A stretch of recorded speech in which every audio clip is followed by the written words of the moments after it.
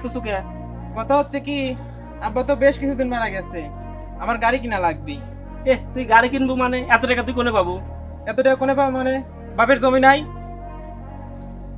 গাধা, জমি বেশি যদি গাড়ি কিনিস তাহলে ভবিষ্যৎ কি করে খাবো? বড় ভাই, ও চিন্তা তোমার কোয়া লাগবে না নে।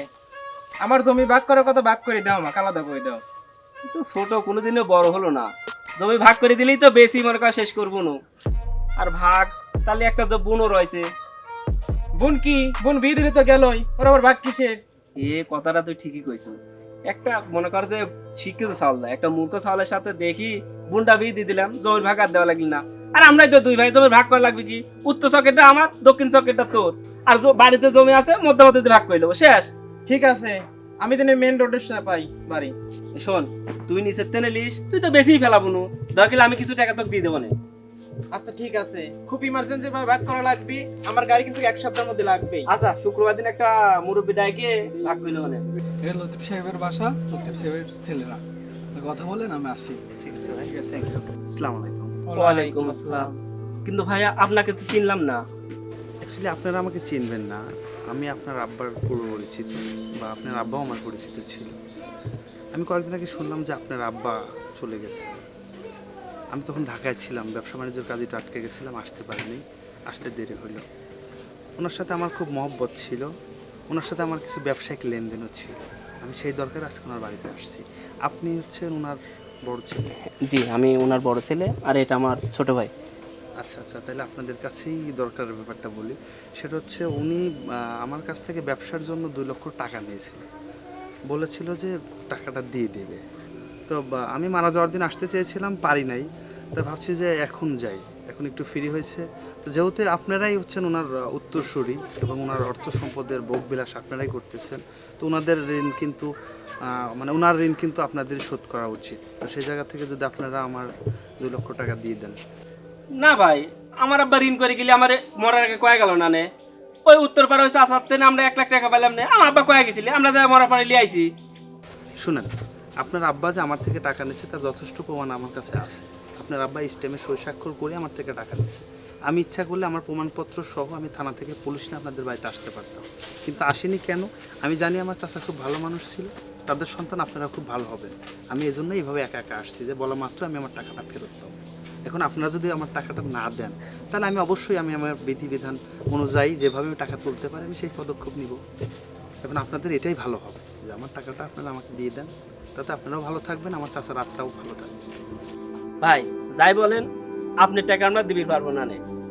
বুঝতেছেন না, আব্বা মরে যাওয়ার পরে এই ফকির মিসকিন খাওয়াইছি, মনে করেন তো একবারে 3-4 গ্রামের যত লোক আছে মোটলি এসে খাওয়াইছি, যাতে আমার নাম হয়ে যায়। আমার যা টাকা পয়সা দিলে মোট তো শেষই। আপনি যদি আইনের কথা করছেন তাহলে যান, আব্বার কবরে যায় টিয়া তুলিলেন গা। ভাইয়া কি বলতেছে এগুলো? হ্যাঁ তুই চুপ থাক। তুই কি ছোট বুঝিস? মানুষ ছোট মতন থাকা উচিত। দেখো ভাইয়া, আমি হয়তো তোমাদের ছোট হতে পারি, কিন্তু এটুকুনি বুঝি, বাবার সম্বন্ধে এত আশেপাশে কথা বলতে তোমাদের বাড়তেছে না। আর হ্যাঁ, উনি যেহেতু বলতেছে বাবার কাছে টাকা পায়, তাহলে কোনো মিথ্যা কথা বলতেছে? আর ওনার কথাটা শুনে মনে হচ্ছে সত্যি বলছে। দেখো ভাইয়া, বাবা তো মারা গেছে, আর যদি আমরা বাবার ঋণ পরিশোধ না করি, বাবার আর তো কষ্ট পাবে। তার চেয়ে কি টাকাগুলো তোমরা দিয়ে দাও না। যে মরে গেছে তার তো কষ্ট পাইলি কি না পাইলি কি, টাকা কি তুই দিব না? টাকা দিলে আমার দেওয়া লাগবে না। 2 লাখ টাকা এক জায়গায় করে কোনদিন দেখছু?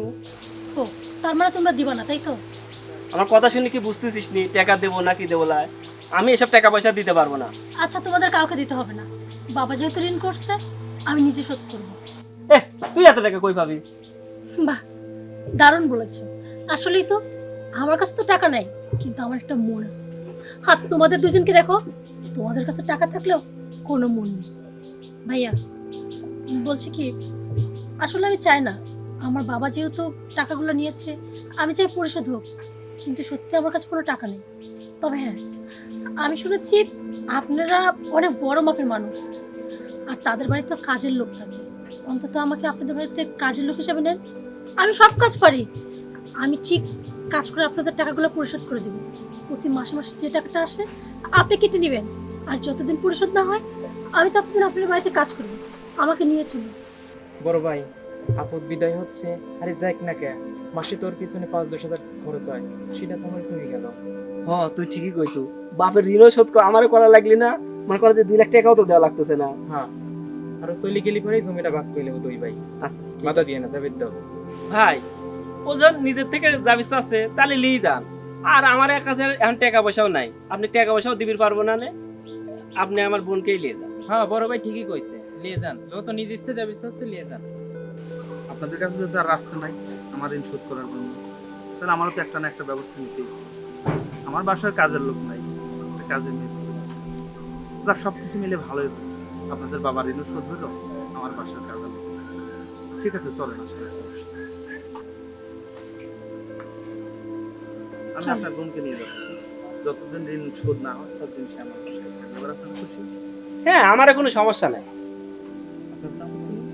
না, আমার কোনো আপত্তি নেই। আমি চাই আমার বাবার আত্মার জন্য শান্তি পায়। এবার আপনাদের একটা সত্যি, আমি আপনার বোনকে নিয়ে যাচ্ছি, এটা সত্যি। তবে কেন নিচ্ছি সেটা এবার আপনাদের কাছে উন্মোচন করে দেব। আমি আপনার বোনকে কাজীর মেয়ে হিসেবে নিচ্ছি।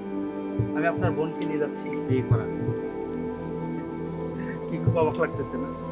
সত্য কথা বলতে, হ্যাঁ আপনিও জানেন, সত্য কথা বলতে আপনার বাবা আমার কাছে নেই, আমি আপনার বাবার কাছে।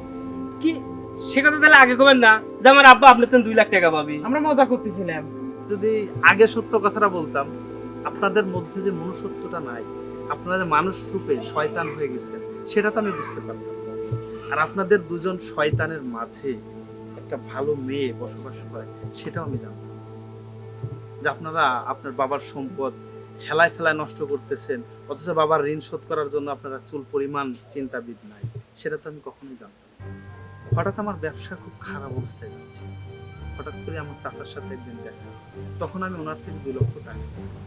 উনিও আমাকে বলছিল যে 2 লক্ষ টাকা তার মেয়ের বিয়ে দিবে, এজন্য সে জমা রাখছিল। আমি বলছিলাম যে বাবা, যদি আমার ব্যবসা অবস্থা খুব ভালো হয় আমি একদিন আপনার তখন চাচা আমার খুব খুশি হয়েছিল।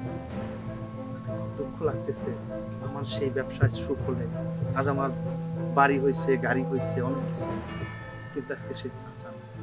যে চাচার কাছে আমি কথা দিয়েছিলাম যে আপনার মেয়েকে আমি বিয়ে করবো। আসলে চাচার সাথে একমাত্র আমার জোড়া ছিল।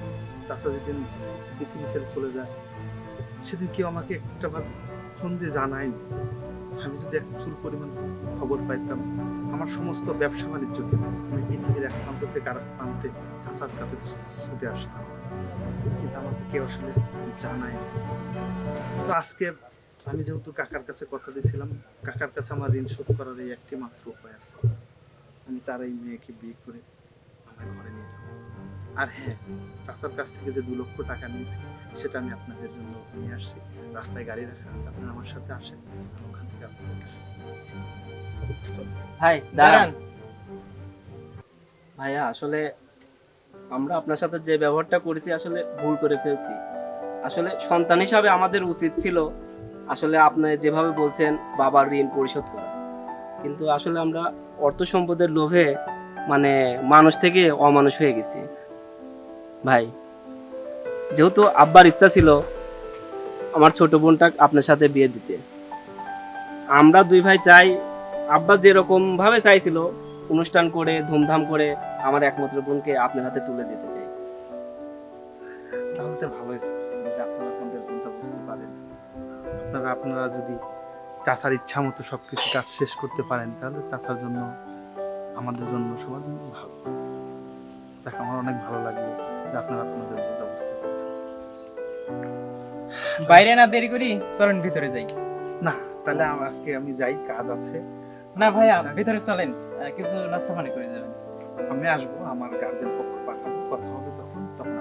আচ্ছা, সবই ঠিক আছে, এত দূর থেকে আসছেন, নাস্তা না করে চলে যাবো, এটা কেমন হয় না? বাবা থাকলে কি আপনাকে এভাবে যেতে দিত? তা অবশ্যই ঠিক। আসেন। আচ্ছা ঠিক আছে। চল।